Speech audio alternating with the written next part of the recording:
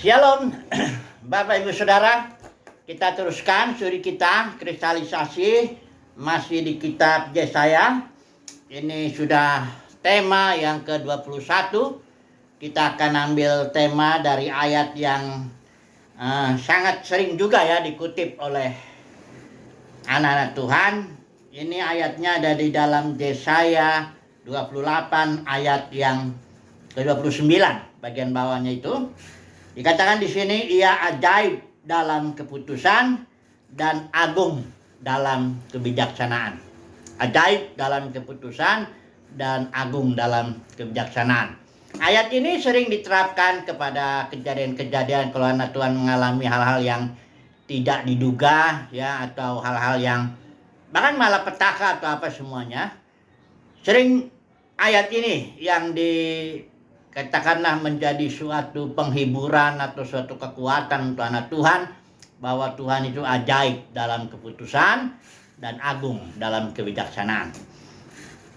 Walaupun konteksnya sebenarnya ini yang akan kita lihat, ini sebenarnya tentang Israel ya, mengenai keselamatan Israel, bagaimana Tuhan memperlakukan atau mendidik Israel sebagai umatnya ini agar Israel jadi berkat bagi bangsa-bangsa.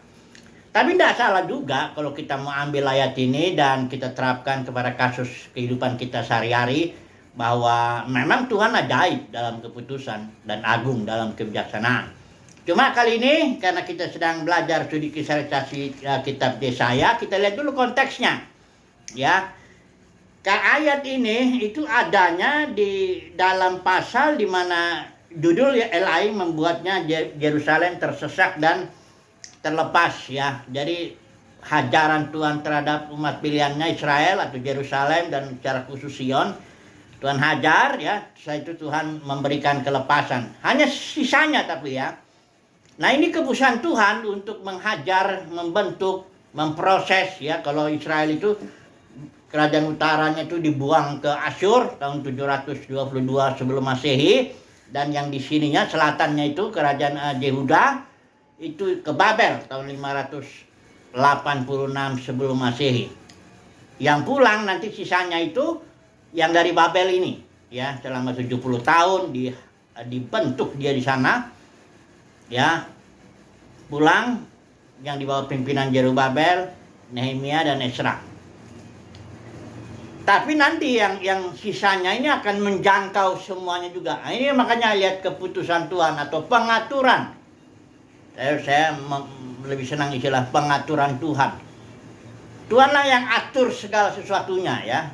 Sehingga dia bisa membuat umat pilihannya menjadi berkat bagi seluruh bangsa. Karena memang itu janjinya kepada Abraham. Kalau kita melihat janjinya kepada Abraham, olehmu dan keturunanmu, yang dimaksud turunan jasmani itu Israel ya. Tapi karena Abraham itu bapak orang beriman ya, kita juga sebenarnya keturunan Abraham oleh Yesus Kristus itu ya, melalui iman ya, iman dalam Kristus itu ya.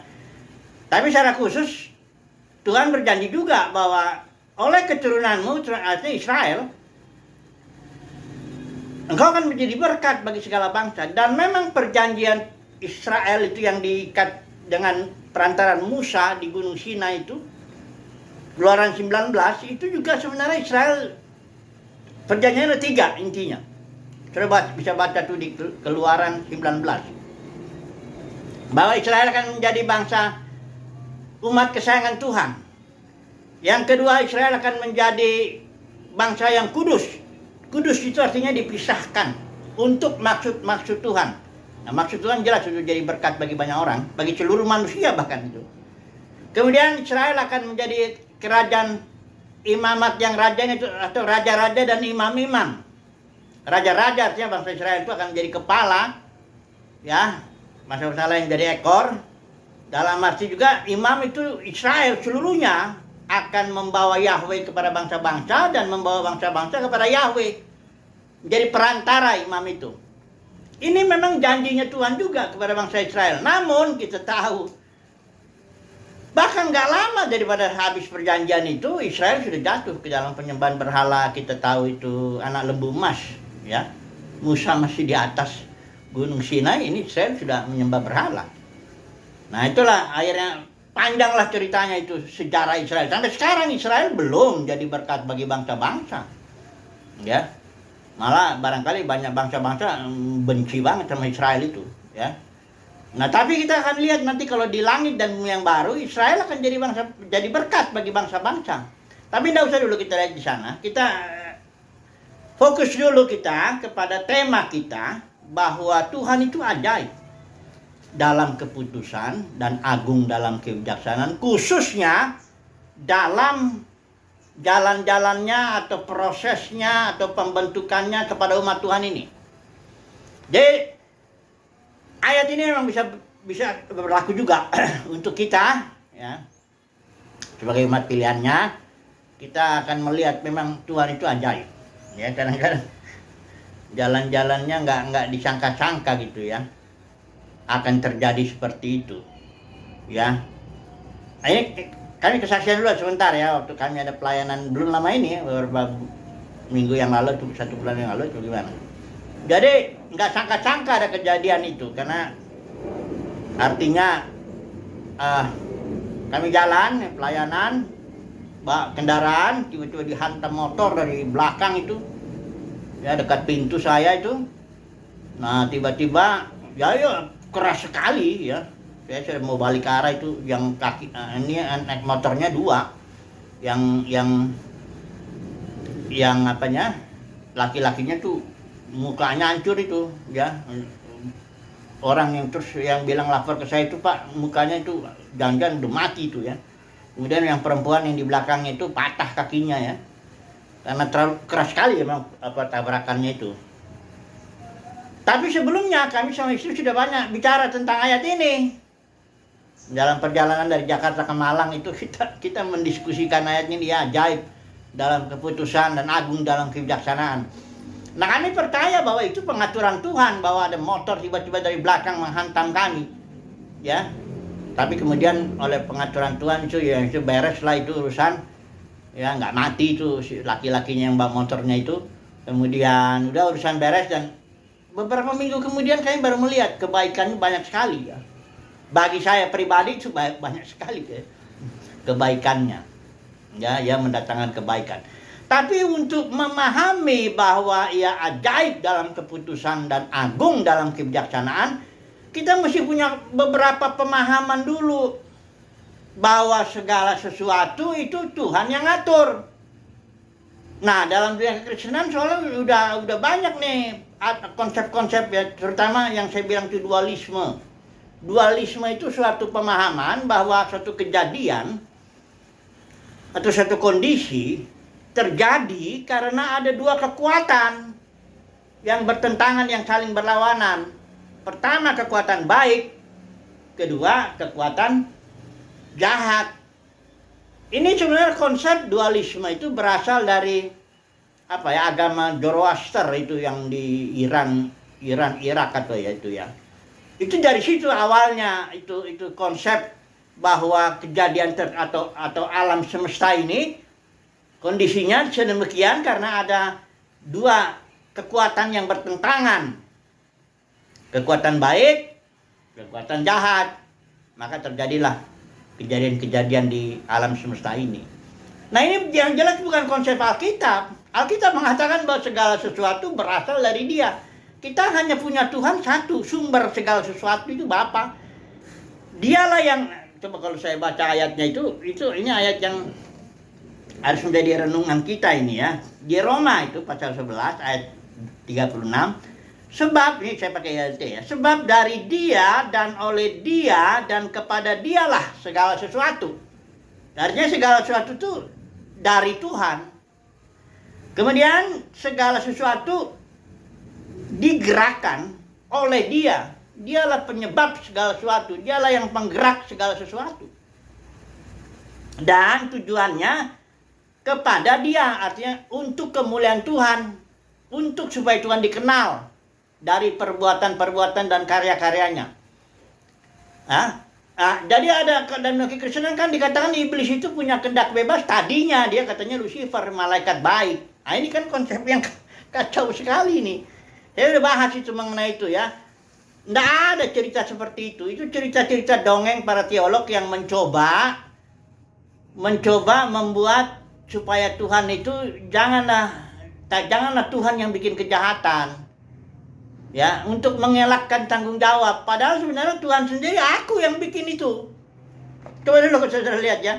Tuhan itu enggak berusaha mengelak bahwa dialah yang bikin malapetaka, dialah yang bikin menciptakan gelap. Coba dulu saya baca dulu Yesaya 45 ayat ke-6 bagian bawahnya. Akulah Tuhan dan tidak ada yang lain, yang menjadikan terang dan menciptakan gelap.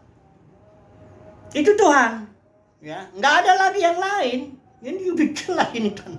Kemudian yang menjadikan nasib mujur dan menciptakan nasib malang. Jadi kalau ada orang merasa nasibku malang, itu Tuhan yang bikin itu. Dengan situ maksud tentunya. Ya, kita nggak tahu maksud Tuhan. Maka itu ya ajaib dalam kebesaran, agung dalam kebijaksanaan. Yang jelas nanti ujung ceritanya ini happy ending ya. Bapa menjadi semua dalam semua, happy ending. Namanya juga sutradara yang tolol pun kalau bikin cerita kan dia pasti happy ending. Penjahatnya akhirnya mati, jagoannya kan menang kan gitu. Ya, kalau cerita di dunia kekristenan konyol sekali. Ya, dia bilang katanya nanti sebagian dipilih masuk surga nyanyi-nyanyi di sana, sebagian mayoritas malah lebih banyak itu masuk neraka selama-lamanya, disiksa di sana, dibakar-bakar selama. Ini cerita horor banget ini. Mana ada lah sutradara tolol yang membuat cerita apa seperti itu, ya. Jadi iblis dengan neraka itu, dengan orang-orang penghuni-penghuninya itu, di sanalah dia dibakar kayak sate itu selama-lamanya. Aduh. Tapi konsep ini dianggap benar dalam kekristenan. Kalau kita bicara nanti ini, kau sesat, universalisme dan macam-macam. Jadi sudah begitu dalam penipuan setan itu dalam dunia kekristenan, sehingga kalau kita ngomong yang lain dari yang itu, langsung dianggapnya sesatnya minta ampun, ya. Padahal mereka itulah yang sesat, yang gak karu-karuan, yang bikin cerita yang aneh. Sudah lihat nggak ini bahwa segala sesuatu berasal dari Dia, oleh Dia dan kepada Dia. Ini dia, ya. Tuhanlah yang menciptakan nasib malang, Dia juga yang menciptakan nasib mujur. Tuhan ciptakan terang, Tuhan juga yang ciptakan gelap. Udah ngerti ya? Bukan iblis itu diciptakan juga itu makhluk ciptaan itu, bukan malaikat Lucifer yang tadinya baik terus jadi jahat. Enggak. Ya, saya udah banyak bicara tentang iblis tuh ya. Ngapain kita banyak-banyak bicara tentang dia, ntar dia seneng lagi ya. Nah, tapi kalau apalah saya sedikit cepat dulu ya, supaya saudara tahu tuh setan itu binatang, itu sifat dasarnya. Dia itu diciptakan Tuhan. Kalau Kejadian 3:1 itu dibilang, adapun ular dia adalah yang paling cerdik dari segala binatang yang dijadikan oleh Tuhan, ya. Kemudian ular yang di sini bukan ular jasmani, karena dia bisa ngomong sama Hawa, dia dikutuk ya, dia makan debu. Kalau ular yang jasmani kan makannya kodok, apa ada yang makan kambing juga, dia makan orang.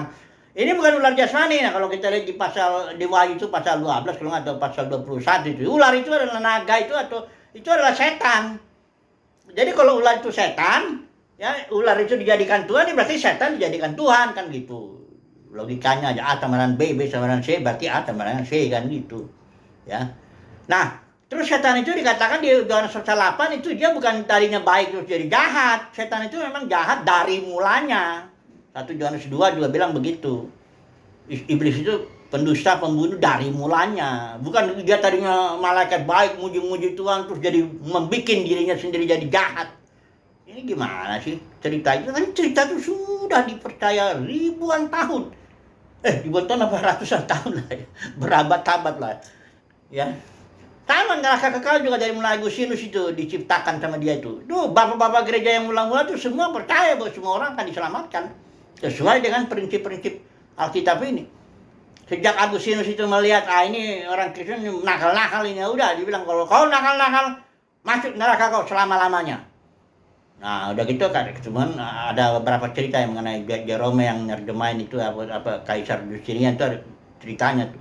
Akhirnya Calvin itu terima itu, semua sampai sekarang sudah dianggap benar. Tapi kita nggak boleh ikut-ikut. Saya yakin umat pilihan Tuhan nggak akan ikut-ikut itu. Ya, doktrin-doktrin konyol, mengerikan, horor. Itu kan menggambarkan Bapa di surga yang penuh kasih itu seperti monster monster yang sangat mengerikan, yang senang melihat. Dan itu monster yang gak ada kekuatan karena dia gak bisa berbuat apa-apa katanya. Ada cerita penginjil terkenal. Katanya neraka itu diciptakan untuk setan. Ya betul, ada ayatnya itu memang. Dan setan di situ, tapi manusia karena ingin menolak kasih karunia, ya udah masuk situ. Padahal di bagian firman Tuhan Timotius itu bilang Tuhan menghendaki semua orang diselamatkan, tapi ya apa boleh buat lah, manusia udah memilih itu ya, saya nggak bisa buat apa-apa, soalnya kayak monster yang lemah, udah monster lemah lagi. Jadi sudah juga di Amos itu, dikatakan Amos itu, ya Amos pasal 3. Coba dulu kita baca dulu. Ini untuk memahami bahwa ya ajaib dalam keputusan dan agung dalam kebijaksanaan. Memang kita mesti punya konsep yang sesuai dengan Alkitab ini. Kalau konsep kita aneh-aneh seperti dalam dunia kekristenan, kita nggak akan ngerti bahwa dia ajaib dalam keputusan, agung dalam kebijaksanaan. Nggak akan ngerti kita. Malah kita banyak orang protes, kok Tuhan aku hidupku begini. Kok banyak koknya gitu, banyak pertanyaan. Kenapa itu, macam-macam. Karena nggak ngerti, kan punya konsep. Nah, kalau dia dapat yang enak, oh puji Tuhan. Nah, kalau dapat yang jelek dalam hidupnya, oh dia langsung hantam itu setan dalam namanya itu. Setan keluar, wah macam-macam ini. Jadi karena dia berpikir kalau yang baik itu berasal dari Tuhan. Kalau yang jelek, itu dari setan katanya. Inilah dia banyak pengkhotbah tuh. Waktu Ayub ngomong, masa kita mau terima yang baik aja, nggak mau terima yang buruk. Terus Tuhan yang memberi, Tuhan yang mengambil. Oh banyak itu ayat itu dibantah sama para pengkhotbah, terutama pengkhotbah kalangan karismatik tuh. Karena orang karismatik umumnya itu senang dengan dualisme tuh. Pokoknya kalau yang baik-baik dari Tuhan lah itu, karena dia adalah yang penuh kasih. Tapi kalau yang jelek-jelek, setan itu kita lawan. Makanya ada Niko Nyoto Rahardo. Kalau COVID tangking, itu dari setan itu. Karena COVID bikin orang nggak bisa kebaktian ya, bikin krisis ekonomi dan macam-macam. COVID itu dari Tuhan. Masa setan bisa bikin ini? Hebat sekali dia. Waktu Ayub aja nggak bisa dia nyerang. Kalau menyerang kok dibatasi sama Tuhan. Segala yang dikerjakan iblis itu perintah Tuhan, dibatasin sama Tuhan. Kok batas ini? Gak boleh lebih, karena dia Tuhan, penguasa yang mengatur segala sesuatu. Yang mengatur alam semesta ini cuma satu pribadi, itulah dia Tuhan Alkitab. Nih banyak Tuhan dalam kekristenan beda. Kayaknya ada dua Tuhan dalam kekristenan nih. Yang satu Tuhan baik, namanya Tuhan Yesus. Yang satu Tuhan jahat, itu namanya iblis. Walaupun tentu semua orang Kristen percaya Tuhan Yesus yang paling hebat, ya, Maha Kuasa, tapi enggak juga hebat bagaimana, karena tiba-tiba iblis bisa nyolong gitu. Bisa melakukan tindakan tanpa izin Tuhan, kira-kira begitulah. Ya, terus ya Amos ya. Amos pasal 3 ini ya. Amos ya. Ya, banyak orang Kristen kalau udah yang baik itu udah dari Tuhan, yang jahat dari iblis dulu. Yang jahat pun juga Tuhan yang bikin itu dengan satu maksud. Tapi jadi Amos pasal 3 ya. Baca dulu kita. Ayat 6 nih kalau nggak salah. Ya, bagian bawah tuh. Adakah terjadi malapetaka di suatu kota? Malapetaka loh ini ya. Sudah bisa bayangin malapetaka, entah gempa, entah apa kayak terserah lah, kebakaran kayak apa kayak, malapetaka di suatu kota. Dan Tuhan tidak melakukannya, bagian bawah. Itu artinya Tuhanlah yang melakukan. Saya pikir masa sih Tuhan penuh kasih. Nah itulah dia makanya ajaib dalam keputusan, agung dalam kebijaksanaan. Ya, kalau kasih itu, saya mengasihi anak saya, itu Alkitab bilang kalau kita nggak mendidik anak kita dengan tongkat, itu berarti kita nggak sayang. Amsal itu bilang, sekarang siapa yang nggak menggunakan tongkat untuk anak yang masih kecil ya, yang masih bisa ya,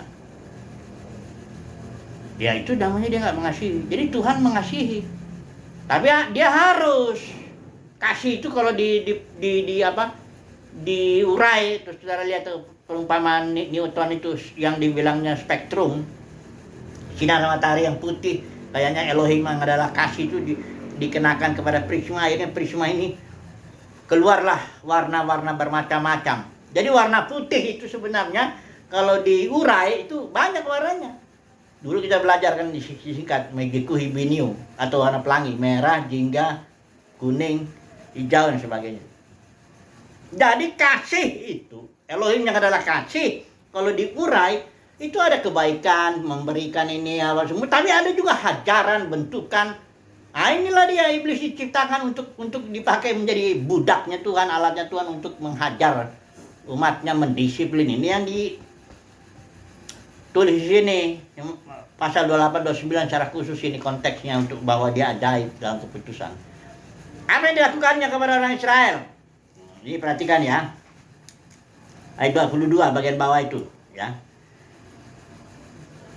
Sebab ku dengar tentang kebinasaan yang sudah pasti, kebinasaan sudah pasti yang datang dari Tuhan semesta alam. Ayat 22 itu ya, pasal 28 ini ya, sebelum kebijaksanaan Tuhannya ini. Yang datang kebinasaan yang sudah pasti yang datang dari Tuhan atas seluruh negeri. Seluruh Israel dihajar oleh kebinasaan. Tapi apa maksudnya? Makanya bukannya Tuhan bertindak sembarangan aja. Enggak, karena Israel sudah jatuh ke dalam penyembahan berhala, menolak Tuhan sebagai raja. Nah, itulah dia mengalami ini. Tapi ada maksudnya. Nanti, berarti ayat 5 di pasal 28 ini. Pada waktu itu Tuhan semesta alam akan menjadi mahkota kepermaian dan perhiasan kepala yang indah-indah bagi sisa umatnya. Ada sisa nanti melalui hajaran itu, ada sisa yang nanti dipilih Tuhan. Melalui sisa inilah nanti seluruh, bukan seluruh Israel saja, bahkan seluruh dunia dimenangkan. Itulah dia keputusan Tuhan yang ajaib. Ya, agung, ya ajaib dalam keputusan, agung dalam kejaksanaan. Jadi begitu, bukan asal sembarang sikat aja, ya. Jadi ada sesuatu maksud apapun juga, bahkan rambut kepala kita pun terhitung. Ada sesuatu maksud kalau kita mengalami apapun juga, yang baik kek, yang nggak enak kek, yang menyengsarakan kek, yang menyenangkan kek, apapun. Semua diatur Tuhan, dirancang oleh Tuhan dengan suatu maksud. Kalau kita lihat mundur lagi ke Yesaya, ke Kejadian pasal 1, 26, 28, apa sih maksud Tuhan dengan membuat segalanya ini? Maksudnya supaya dia tuh kan punya rencana. Tuhan punya rencana. Kejadian pasal 1 ayat 26, 28. Apa sih rencana Tuhan untuk manusia itu di bumi ini? Jelas di situ ayatnya. Tapi dalam kekristenan kan ceritanya sudah dibikin konyol. Itu ceritanya jelas loh. Kejadian pasal 1 ayat 26, 28. Itu bilang begini, baiklah kita. Tuhan sebagai keluarga itu ya, Bapa, Anak, Roh. Baiklah kita menjadikan manusia yang serupa dan segambar dengan kita, agar mereka berkuasa atas segala yang merayap di bumi, atau segala sesuatu lah, agar seluruh bumi lah. Jadi rencana Tuhan tuh fokusnya bumi. Mari kita ciptakan dulu manusia, tapi harus serupa segambar dengan kita, supaya bisa menjadi wakil. Serupa segambar itu kalau istilah Ibrani Shelem dengan Demut. Shelem itu representatif. Kalau Demut itu beranak cucu, bermultiplikasi. Jadi yang serupa atau segambar itu artinya yang bisa menjadi wakil kita di bumi ini. Dan yang juga bisa bermultiplikasi, memperbanyak diri itu, beranak cucu, agar menaklukkan bumi. Itu rencananya. Jadi setiap perbuatan Tuhan pasti arahnya ke situ. Karena Tuhan tidak pernah punya rencana, ada orang kan plan B, plan C. Ya berubah-ubah rencana gitu. Itu karena manusia kan nggak berkuasa menentukan. Jadi dia rubah lagi rencananya. Kalau nggak changing and review, strategi misalnya macam-macam lah itu. Karena dia nggak berkuasa. Tapi kalau Tuhan, dia maha kuasa. Sekali dia berfirman, itu jadi. Nggak bisa nggak jadi. Itu makanya rencananya nggak berubah. Ya, aku Tuhan katanya ya, tidak berubah. Itu ada di kitab nabi-nabi kecil itu. Di mana itu? Jadi rencana Tuhan, apapun yang Tuhan buat, memang ya ajaib dalam keputusan, agung dalam kebijaksanaan. Tapi tujuannya tetap satu. Dia merancang, menciptakan manusia, seluruh manusia ya. Tidak dibilang, baiklah kita menjadikan sebagian manusia serupa segambar kita, nanti kita masukkan dia ke sorga, kita evakuasi, setelah itu sebagian kita masukkan ke neraka. Nanti bumi ini nggak jelas jadi apa nih. Itu kan kata para teolog dalam kekristenan, itu ceritanya begitu. Kalau menurut Alkitab, baiklah kita menjadikan manusia, enggak sebagian, seluruhnya serupa segambar dengan kita, supaya mereka berkuasa di bumi. Makanya tuh cerita ini terus nanti sampai langit dan bumi yang baru, akhirnya Bapa menjadi semua dalam semua, nggak ada lagi maut. Upah dosa ya mautnya. Kalau Agustinus bilang upah dosa neraka kekal. Aduh. Lagian Alkitab ini nggak ada bicara kekal. Kekal itu dimensi Elohim. Tak seorang pun bisa melihat Elohim, itu artinya. Tak seorang pun yang pernah bisa menghampiri terang yang dia berdiam dalam terang yang tak terhampiri. Elohim diam dalam kekekalan dan dia menciptakan 3 dimensi ini. Dimensi sorgawi yang meletakkan tahtanya di situ. Itu kita Wahyu bilang itu. Kalau mau tahu sorga itu lihatlah di situ. Wahyu pasal 4 pasal 5 itu yang sorga. Jangan sorga yang dibilang para pengkhotbah itu yang katanya kita di jalannya dari emas, nangis selama-lamanya di sana, nggak karu-karuan. Ada lagi yang bilang pengkhotbah itu, oh di sana nggak ada khotbah karena bosan orang di sini dengar khotbah. Di sana nyanyi aja terus selama-lamanya. Ini pengkhotbah yang latar belakangnya pemusik, jadi dia ngomongnya begitu, ya. Tapi dia sangat terkenal, ini semua orang ini sangat terkenal. Ya dalam kekristenan pokoknya udah terkenal aja, udah banyak pengikutnya, udah dianggap bener dia ngomong. Repot itu memang. Jadi yang benar sama yang salah tuh kalau dalam kekristenan umumnya, ya itu tergantung orang yang ngomong. Kalau yang ngomongnya udah kelihatan wah hebat, sekolahnya hebat, pendeta hebat, apa semuanya, sebab hebat lah, kalau udah benar dia.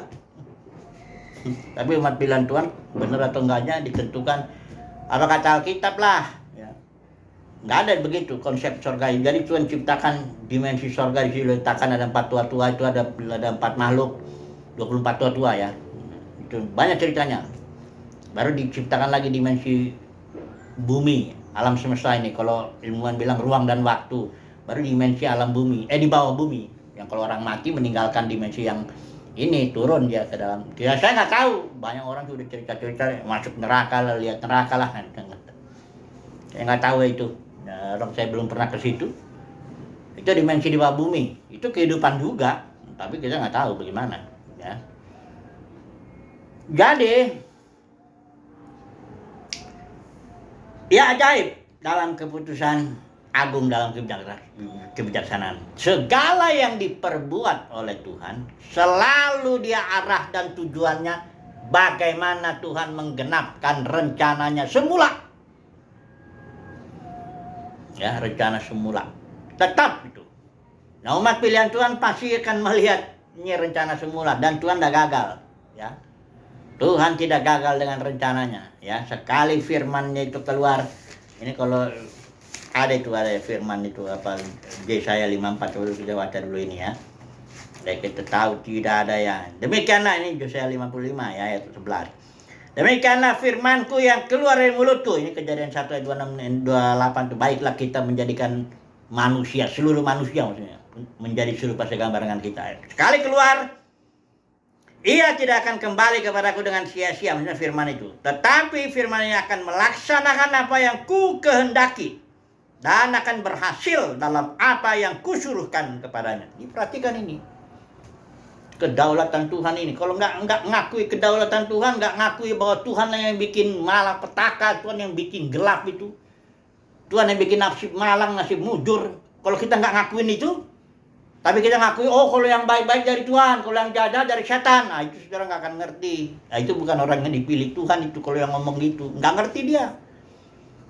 Dia punya 2 Tuhan. Banyak orang Kristen ya dalam Kristen itu punya 2 Tuhan. Satu Tuhan yang baik, itulah dia Tuhan Yesus. Satu Tuhan yang jahat. Tuhan yang jahat, iblis. Ya, tapi umat pilihan Tuhan satu dia punya Tuhan. Segalanya berasal dari Tuhan. Dan dia ajaib dalam keputusan, agung dalam kebijaksanaan. Sehingga orang umat pilihan Tuhan itu makin hari dia menjalani kehidupan ini, makin dia kagum sama Tuhan. Kagum dia sama Tuhan. Wah, ajaib Engkau Tuhan. Ajaib pengaturanmu Tuhan. Ya. Pasti umat pilihan Tuhan tidak nyangka-nyangka bahwa dia akan menjalani suatu kehidupan yang seperti ini. Rencana saya juga nggak ada begini. Karena bapak saya itu kontraktor teknik sipil, dia sudah ada sedikit usahanya dan dia berharap anak saya satu-satunya laki-laki ini saya akan meneruskannya. Saya pun senang, saya belajar teknik sipil juga, ya. Saya senang juga ngerjain itu konstruksi itu. Aduh, saya udah bayangkan hidup saya udah seperti itulah, udah ya. Tentu kok bisa jalan jadi begini. Tapi saya kagum dengan ajaib. Engkau ajaib Tuhan dengan dalam keputusan agung yang kebijaksanaan. Enggak ingin saya menjalani hidup ini seperti gini. Tapi sekarang ini ajaib. Karena kenapa? Saya sadar saya nggak punya kehendak bebas.